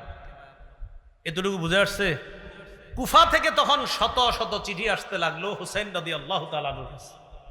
হুসাইনকে চিঠিতে লিখতেছে, নবীর নাতি, আপনি হযরত আলীর সন্তান, আপনার মতো যোগ্য ব্যক্তি থাকতে ইয়াজিদকে আমরা কেউ খলিফা হিসেবে মেনে নিতে পারছি না। কুফার জনগণ আমরা কেউ তাকে খলিফা হিসেবে মানব না। কুফায় 1 লক্ষ লোক রেডি আছে ইয়াজিদের বিরুদ্ধে লড়াই করার জন্য, আপনি আমাদের কাছে চলে আসেন। কয় লাখ? 1 লাখ। হোসাইন এই চিঠি পায়া চিন্তা করলো আসলেই কি 1 লাখ লোক আছে? হযরত হুসাইন রাদিয়াল্লাহু তাআলা আনহু দেখলেন আসলেই তো বিশাল একটা জনগোষ্ঠী ইয়াজিদকে এখনো খলিফা মানে না। আসলে কি জানেন, ওই সাবাইরা আলী রাদিয়াল্লাহু তাআলা আনহুরে যেইভাবে হত্যা করছে, তাদের টার্গেট হুসাইনকেও নিয়ে হত্যা করা, এটা তাদের টার্গেট। হুসাইন রাদিয়াল্লাহু তাআলা আনহুর কাছে এদিক দিয়ে চিঠি, এদিক দিয়ে গভর্নর হাউসে, মদিনার গভর্নর হাউসে ডাক পড়ছে। কার? আব্দুল্লাহ ইবনে জুবায়ের, হুসাইন, তাদের ডাক পড়ছে। আব্দুল্লাহ ইবনে জুবায়ের এবং হুসাইন রাদিয়াল্লাহু তাআলা আনহু গভর্নর হাউসে গেছে, যাওয়ার পর সরাসরি বলে ফেলছে অসম্ভব, ইয়াজিদের পক্ষে বায়াত হওয়া আমার পক্ষে সম্ভব না। গভর্নর হাউসের মধ্যে যখন হুসাইন রাদিয়াল্লাহু তাআলা আর আব্দুল্লাহ ইবনে জুবায়ের তারা কেউ ইয়াজিদকে খলিফা হিসাবে মনোনয়ন দিচ্ছে না, বের হয়ে আসছে। ইয়াজিদ এবার বলল প্রয়োজনে হুসাইনকে গ্রেফতার করা হোক, নাউজুবিল্লাহ, এরপরেও আমার পক্ষে বায়াত নিতে হবে। হুসাইন রাদিয়াল্লাহু তাআলা আনহু মদিনার অবস্থা বেগতিক দেখে পরিবার নিয়ে মদিনা থেকে রওনা করলেন মক্কায়। কোথায়? মক্কায়। মক্কায় রওনা করার সময় আব্দুল্লাহ ইবনে আব্বাস, আব্দুল্লাহ ইবনে ওমর তারা বাধা দিলেন, আপনি কই যান? হয় মক্কায় যাই। পরে আব্দুল্লাহ ইবনে ওমর কয় আপনি মক্কায় যাবেন না অন্য কোথাও? কয় না মক্কায়, আপাতত মক্কায় যাই। কয় তারপর? কয় তারপর দেখি। আব্দুল্লাহ ইবনে ওমর আল্লাহর রাস্তায় আপনি অন্য কোনো সিদ্ধান্ত নিয়েন না, মক্কায় যান, অন্য কিছু করেন না। আব্দুল্লাহ ইবনে ওমর বড় আলেম ছিলেন, উনি বুঝতে পারছেন যে হযরত হুসাইনকে নিঃসন্দেহে আবার তার বাবার মতো ষড়যন্ত্রের ছালে ফালানোর চেষ্টা করতেছে। আব্দুল্লাহ ইবনে ওমর বললেন আপনি আল্লাহর রাস্তায় মক্কায় যান, অন্য কোথাও যান না। হযরত হুসাইন যে আপনার ওই সাবাই, ওই শিয়াদের ষড়যন্ত্রে আবার পড়তেছে, এটা আব্দুল্লাহ ইবনে ওমর, আব্দুল্লাহ ইবনে আব্বাস বুঝতে পারছেন। আপনারা জানেন আব্দুল্লাহ ইবনে ওমর, আব্দুল্লাহ ইবনে আব্বাস তারা সাহাবীদের মধ্যে বড় বড় সাহাবী ছিলেন। আব্দুল্লাহ ইবনে আব্বাস তো রাইসুল মুফাসসিরিন, মুফাসসিরদের সম্রাট। আব্দুল্লাহ ইবনে ওমর হুসাইনকে জড়াইয়া ধরে লম্বা সময় কাঁদছে, কেঁদে কেঁদে বললেন কি বলছে দেখেন, ও শহীদ, আপনি মক্কায় যায়েন না। কি বলছে? হ্যাঁ, এটা বলছে। হযরত হুসাইনকে বলতেছে ও শহীদ, আপনি মক্কায় যায়েন না। শহীদ বলে নাই হুসাইন, বলছে ও শহীদ মক্কায়। মানে হযরত আব্দুল্লাহ ইবনে ওমর বুঝতেই পারছে আপনি নির্ঘাত শাহাদাতের দিকে আগাচ্ছেন। হযরত হুসাইন রাদিয়াল্লাহু তাআলা আনহু বিদায় নিলেন আব্দুল্লাহ ইবনে ওমরের কাছ থেকে। আব্দুল্লাহ ইবনে আব্বাস বলছে কোথায় যান? আপাতত মক্কায়। আপনার অন্য কোনো উদ্দেশ্য আছে? সেখানে গিয়ে সিদ্ধান্ত নিব। আসলে হযরত হুসাইন মনে মনে মোটামুটি সিদ্ধান্ত যে কুফাবাসীর যেহেতু চিঠি আসতেছে, দেখি কুফায় যাওয়া যায় কিনা। রওনা করলেন মক্কায় পরিবার নিয়ে। মক্কায় যাওয়ার পর আব্দুল্লাহ ইবনে ওমর রাদিয়াল্লাহু তাআলা আনহু, বড় বড় সাহাবী যারা, তারা বাধা দেওয়ার পরও তিনি মক্কায় গেলেন। ইতিমধ্যে আব্দুল্লাহ ইবনে আব্বাস, আব্দুল্লাহ ইবনে ওমর, আব্দুল্লাহ ইবনে জুবায়ের, তারা ইয়াজিদের খেলাফতকে মেনে নিয়েছে। কথা বুঝছেন নি? আব্দুল্লাহ ইবনে আব্বাসও মেনে নিয়েছে, আব্দুল্লাহ ইবনে ওমরও মেনে নিয়েছে। তারা মেনে নিয়েছে কেন? তারা বললেন বিশাল বড় কোনো রক্তক্ষয়ী যুদ্ধের আশঙ্কা থেকে হেফাজতের জন্য আমরা ইয়াজিদের খেলাফত মেনে নিলাম। এরা খেলাফত মেনে নেওয়ার পর হুসাইন রাদিয়াল্লাহু তাআলা আনহু যখন মক্কায় গেলেন, মক্কায় আরো চিঠি আসতে থাকলো, প্রচুর চিঠি। চিঠিতে শুধু একই কথা, আপনি আসেন কুফায়। এক পর্যায়ে কুফার অবস্থা যাচাই করার জন্য হুসাইন তার চাচাতো ভাই মুসলিম ইবনে আকিলকে পাঠাইছে কুফায়। তুমি যাও কুফার অবস্থা যাচাই করে আমারে জানাইবা। মুসলিম ইবনে আকিল কুফায় যাওয়ার আগেই, কুফার গভর্নরের নাম ছিল নোমান ইবনে বশির, মনে রাখবেন।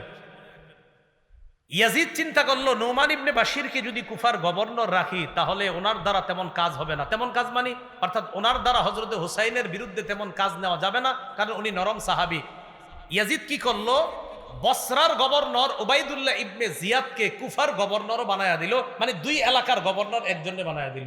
উবাইদুল্লাহ ইবনে জিয়াদ একটু শক্ত টাইপের মানুষ ছিল, স্বৈরচারী আচরণ তার মাঝে আগে থেকে ছিল। উবাইদুল্লাহ ইবনে জিয়াদ কুফায় এসে বলল উবাইদুল্লাহ ইবনে জিয়াদ।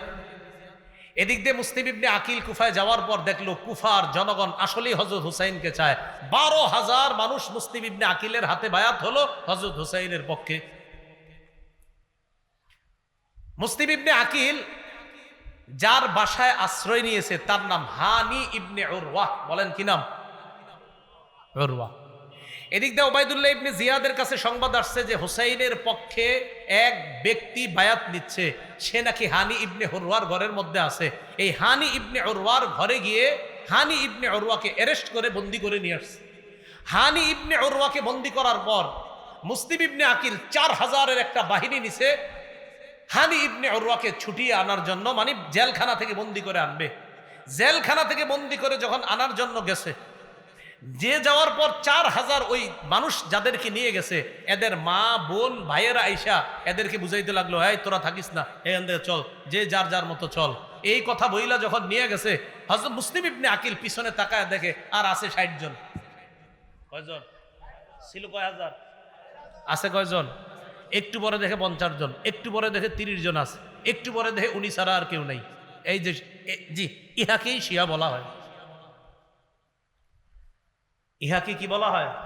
হ্যাঁ, খুব ধূর্ত। মুসলিম ইবনে আকিল একা একা রাস্তায় পথ চলতেছে, কই যাবে কি করবে কিচ্ছু বুঝতেছে না। হঠাৎ এক বাসার সামনে গিয়ে দেখে এক মুরব্বী মহিলা, তার নাম লেখছে অনেকে তোয়াওয়াহ, তোয়াওয়াহ কেউ লেখছে, আর অন্য নামও লেখছে। এই মুরব্বী মহিলা কয়, কে তুমি? তো উনি বললেন, দেখেন আমি অপরিচিত একজন, এই শহরে আমি অপরিচিত, আমি জানি না কোথায় থাকবো, আমার প্রতি একটু দয়া করবেন। আমি হযরত হুসাইন রাদিয়াল্লাহু তাআলা আনহুর একজন দূত হিসেবে আসছিলাম, আমার একটু আশ্রয় দেন। তিনি তাকে ঘরে আশ্রয় দিলেন। তার ছেলে আবার বাহির থেকে আইসা জানতে পারছে আমাদের ঘরে একজন মেহমান আছে, দেখে কি আম্মা আপনার ওই চুপে চুপে ওই মেহমানকে খানা পৌঁছায়, পানি পৌঁছায়। ছেলে সন্দেহ করলো আম্মা কাকে খানা দেন। এক পর্যায়ে বলতে বাধ্য হয়েছে যে এক ব্যক্তি আমগো ঘরে আশ্রয় নিছে। গিয়ে দেখে এই সেই ব্যক্তি, তার নাম মুসলিম ইবনে আকিল, যাকে গ্রেফতারি পরোয়ানা পুরা কুফার মধ্যে চলতেছে। উবাইদুল্লাহ ইবনে জিয়াদকে জানায়া দিল। জানায়া দেওয়ার পর মুসলিম ইবনে আকিলকে অ্যারেস্ট করছে। মুসলিম ইবনে আকিলের অ্যারেস্ট করার লম্বা হিস্ট্রি আছে, যেদিকে যাব না। গভর্নর হাউসের ছাদের উপর উঠায়া সেখান থেকে নিচে ভালায়া মুসলিম ইবনে আকিলকে হত্যা করছে। মুসলিম ইবনে আকিলকে হত্যা করার আগে আশআস নামে এক ব্যক্তিকে মুসলিম ইবনে আকিল কানে কানে বলছে, আহারে নবীর নাতি হুসাইনকে আমি চিঠি পাঠিয়ে দিছি কুফায় আসার জন্য, যদি পারেন মেহেরবানি করে আপনি তাড়াতাড়ি খবর পাঠান নবীর নাতি হুসাইন যেন কুফায় না আসে। খবর কিন্তু পাঠাই দিছে কুফায় আসতে। এবার আবার বলছে খবর পাঠাইয়া দিয়ে বলেন যেন না আসে। ইতিমধ্যে হুসাইন রাদিয়াল্লাহু তাআলা আনহু মুসলিম ইবনে আকিলের চিঠি পায়া রওনা করে ফেলছে। রওনা করার সময় পদে পদে সাহাবায়ে কেরাম বাধা দিচ্ছে, আপনি কুফায় যান না, নিরাপদ মনে হচ্ছে না। কয় কুফার জনগণ তো প্রস্তুত। কয় আমরা বিশ্বাস করি না, আপনার বাবার সাথে এরা গাদ্দারি করছে, আপনার সাথে গাদ্দারি করবে বলে আমাদের বিশ্বাস। হুসাইন রাদিয়াল্লাহু তাআলা আনহু রওনা করলেন। প্রশ্ন জাগে কেন রওনা করলেন? এর উত্তর হলো হযরত হুসাইন রাদিয়াল্লাহু তাআলা আনহুর চিন্তা হলো যে আমি যদি এই মুহূর্তে কুফায় না যাই, এটা হবে একটা হাজার হাজার মানুষ আসলেই যদি ইয়াজিদের খেলাফত মেনে না থাকে তাহলে কি করা। হযরত হুসাইন রওনা করলেন। রওনা করার পর কিছু দূর যাওয়ার পর হযরত হুসাইন রাদিয়াল্লাহু তাআলা আনহুকে অনেকে বারবার বাধা দিচ্ছে। এক পর্যায়ে আপনার ইরাকের কাছাকাছি যখন চলে গেছে তখন হযরত হুসাইন জানতে পারলেন যে ইয়াজিদের খেলাফত ভালোভাবেই শক্তিশালী হয়ে গেছে, কুফাতেও বসরাতে সব জায়গায়। অথচ হুসাইনের কানে ছিল কি যে ইয়াজিদের খেলাফত কুফায় নরবরে অবস্থা। আসলে নরবরে না, কুফায়ও ইয়াজিদের খেলাফত শক্তভাবে কায়েম হয়েছে। হুসাইন রাদিয়াল্লাহু তাআলা আনহু যখন গেলেন, ওবায়দুল্লাহ ইবনে জিয়াদ একটা বাহিনীকে পাঠিয়ে দিল, যেই বাহিনীর প্রধানের নাম হলো ওমর ইবনে সাদ। বলেন কি নাম? কতগুলা নাম বলছি আজকে, যদিও মনে থাকবে না আপনাদের, তো যাই হোক এরপরে শোনেন আর কি করা। এই ওমর ইবনে সাদের নেতৃত্বে একটা বাহিনী পাঠিয়ে দিছে হযরত হুসাইনের গতি রোধ রক্ষা করতে। মনে রাখবেন হুসাইন রাদিয়াল্লাহু তাআলা আনহু কিন্তু জিহাদের উদ্দেশ্যে কখনোই যায় নাই সেদিকে, জিহাদের উদ্দেশ্যে যায় না। এর প্রমাণ উনি শিশু নারীদেরকে নিয়ে গেছে, আর শিশু নারীদেরকে মুসলমান কখনো জিহাদে নেয় না, তুনি গেছে এমনি।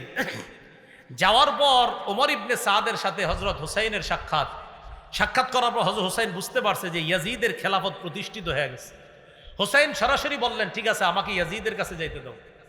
সুন্দর প্রস্তাব। এই ইতিহাস এই জায়গায় বলে আপনার যে হযরত হুসাইন বলছে আমাকে ইয়াজিদের কাছেই যাইতে দাও, আমি দেখি ওখানে যে ইয়াজিদের কাছে আমি নিজেকে সুপর্দ করে দিব, আমি প্রয়োজন মাফিক ইয়াজিদের হাতে আমি প্রয়োজনে বায়াত হব, আমাকে ইয়াজিদের কাছে যাইতে দাও, সেখানে আমার তার সাথে কথা আছে। ওবায়দুল্লাহ ইবনে জিয়াদ যে কুফার গভর্নর, সে কি করলো, ওমর ইবনে সাদকে বলল হুসাইনকে যে কোনো মূল্যে গ্রেফতার করো। একটু তেরা টাইপের লোক। হযরত হুসাইন যখন দেখলো না আমাকে যে কোনো মূল্যে গ্রেফতার করতে চায়, তখন তিনি তিনটা প্রস্তাব রাখলেন হযরত হুসাইন। এক, আমাকে মক্কায় ফিরে যেতে দাও, যেখান থেকে এসেছি সেখানে। দুই, আমাকে ইয়াজিদের সাথে সাক্ষাৎ করতে দাও। তিন, অথবা মুসলমানদের কোনো রাষ্ট্রে চলে যেতে দাও, সেখানে অন্য সাধারণ মুসলমানদের মতো আমি জীবন যাপন করব। এই তিনটা প্রস্তাব মনে রাখবেন। হযরত হুসাইন যখন দেখলেন যে আমাকে গ্রেফতার করতেই চায় ওবায়দুল্লাহ ইবনে জিয়াদ, উনি তিনটা প্রস্তাব দিলেন। এক, ইয়াজিদের সাথে সাক্ষাৎ করতে দাও। দুই, মক্কায় ফিরে যেতে দাও। তিন, ইসলামী রাষ্ট্রের কোনো সীমানায় পৌঁছায় দাও, আমি সাধারণ মুসলমানদের মতো জীবন যাপন করব। এই কথা শোনার পর ওবায়দুল্লাহ ইবনে জিয়াদ তার যেই বাহিনী পাঠাইছে, ওই বাহিনীর মধ্যে প্রধান ছিল ওমর ইবনে সাদ, আরেকজনের নাম ছিল শিমার। কি নাম? শিমার। এই ওমর ইবনে সাদ এবং শিমার আরো কয়েকজন ছিল বড় বড়। শিমার ওবায়দুল্লাহ ইবনে জিয়াদকে বুঝাইল, কয় দেখেন শিকার হাতে পেয়ে এইভাবে হাতছাড়া করাটা ঠিক হবে না। ওবায়দুল্লাহ ইবনে জিয়াদও একটু নরম হয়েছিল, হ্যাঁ ঠিক আছে, যেহেতু রক্ত যুদ্ধ হবে না, তো রক্ত যদি না হয়, রক্ত যদি জমিনে না পড়ে এটা তো ভালো কথা। হুসাইন যদি এমনি বায়াত হয়ে যায় তাহলে এটা খারাপ কথা না, সমস্যা কি, হোক ঠিক আছে, তাহলে তাকে ইয়াজিদের কাছে যাইতে দেই। শিমার বলল, আরে আপনি কি করতেছেন, এই শিকার যেটা পাইছেন এটা আর কখনো পাবেন না, হাত ছাড়া কইরেন না। ওবায়দুল্লাহ ইবনে জিয়াদ, হ্যাঁ ঠিক আছে, তাই তো, তাহলে গ্রেফতার করুন। হযরত হুসাইন রাদিয়াল্লাহু তাআলা 9 মুহররম কুফা থেকে আপনার শামে অর্থাৎ দামেস্কের যেখানে ইয়াজিদ আছে সেখানে যাইতে প্রায় 900 কিলোমিটারের উপরে। কয়শো কিলোমিটার? সেখানে যাইতে আপনার প্রায় 18-19 দিন লাগবে। সেখানে মাত্র 5 দিন রাস্তা অতিক্রম করার পর প্রায় 45 অথবা 72.5 কিলোমিটার রাস্তা, 45 মাইল 72.5 কিলো আর কি, মাইল আর কিলো তো আপনারা জানেন পার্থক্য আছে। 45 মাইল 72.5 কিলোমিটার অতিক্রম করার পর 10ই মুহররম কারবালার প্রান্তরে গিয়ে উপস্থিত হয়, অথবা 9ই মুহররম রাতের আগেই সেখানে উপস্থিত হয়। উপস্থিত হওয়ার পর ওমর ইবনে সাদের নেতৃত্বে সেখানে তাদের দলবল রেডি। হযরত হুসাইনের সাথে মাত্র 72 জন। হুসাইন রাদিয়াল্লাহু তাআলা আনহু বুঝতে পারলেন যে আমাকে কোনোভাবে ইয়াজিদের কাছে আর যেতে দেওয়া হবে না। 10ই মুহররম সকালবেলা ফজরের নামাজ, এই নামাজে ওমর ইবনে সাদ তার নেতৃত্বে দলবল নিয়ে উপস্থিত ফজরের নামাজ পড়ল। কোন কোন বর্ণনাকারী ঐতিহাসিকরা লেখছে এরাও হযরত হুসাইনের ইমামতিতে ফজর পড়ছে। হোসাইন ইমামতি করছে, ওই বিরোধী দলও তারা হযরত হোসাইনের ইমামতিতে নামাজ পড়ছে। কারবালার প্রান্তরে ফজরের নামাজের পর যুদ্ধের ঘোষণা হলো। এর আগের দিনে রাতের ব্যাপারে ঐতিহাসিকগণ কিছু কথা লেখছে। হযরত হুসাইন তাঁবুর মধ্যে ঘুমায় কিছু স্বপ্ন দেখছে, তার বোন পাশে ছিল। স্বপ্ন দেখার পর হঠাৎ উঠে উঠছে, বোন জিজ্ঞাসা করছে, ভাইজান কি হয়েছে? হযরত হুসাইন বললেন, কিছু না। আবার বলছে, কি হয়েছে? তো বললেন, অচিরে আমি আমার নানার সাথে সাক্ষাৎ করব, অচিরে আমি আমার নানার সাথে সাক্ষাৎ করবো, ইত্যাদি আরো অনেক স্বপ্নের কথা লেখছে। বোন কান্না শুরু করছে। হুসাইন বললেন, সাবধান, আমি ইন্তেকালের পর তোমরা আমারে নিয়ে মাতম করবা না। কি করবা না? বলেন জোরে, কি করবা না? কি করতেছেন? হযরত হুসাইন বলতেছে, সাবধান, আমি ইন্তেকালের পর এই সমস্ত কিছু করবা না। বোন রে বলতেছে হুসাইন। তো হুসাইনের অনুসরণ দাবি কইরা, হযরত হুসাইনের অনুসরণ যদি করেন যে আমরা তার আশেক দাবি করে উল্টা পাল্টা যদি তাকে কেন্দ্র করে আমরা করি, এটা হযরতে হুসাইনের প্রতি মোহাব্বত হবে না, এটা বরং ওই সাবাই গোত্র যে মিশন বাস্তবায়ন করতে চেয়েছে, ওই মিশন বাস্তবায়নের একটা প্রতিফলন এই যুগেও ঘটে। যারা হুসাইনকে কেন্দ্র করে নিজেদের শরীর রক্তাক্ত করে, শরীরের উপর জুলুম করে, এটা হুসাইনের মোহাব্বত পরিচয় না, বরং ওই সাবাই গোত্রের মোহাব্বতের পরিচয়। যারা চাইছে মুসলমান উল্টা পাল্টা করতে থাকে, নিজের বোনরে বলছে, সাবধান, কান্নাকাটি করবা না। আপন বোনরে বলে দিচ্ছে, এগুলো করবা না, আমার ইন্তেকালের পর উল্টা পাল্টা কিছু করবা না। একদম স্পষ্ট আল বিদায় আর নেহার বর্ণনা। 10ই মুহররম কারবালার প্রান্তরে লড়াই শুরু। লড়াইয়ে আপনার নু'মান ইবনে বশীর রাদিয়াল্লাহু তাআলা আনহু সেখানে এসেছিলেন। না, নু'মান ইবনে বশীর না, আপনার ওই প্রান্তরের মধ্যে হুর ইবনে জিয়াদ তিনিও এসেছিলেন।